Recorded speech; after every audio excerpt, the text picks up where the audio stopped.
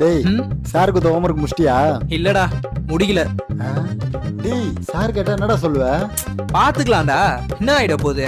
Okay students, நேத்து கொடுத்த ஹோம்வொர்க்லாம் முடிக்காதவங்க எந்திரிங்க. ஹோம்வொர்க் முடிக்கலையா நீ?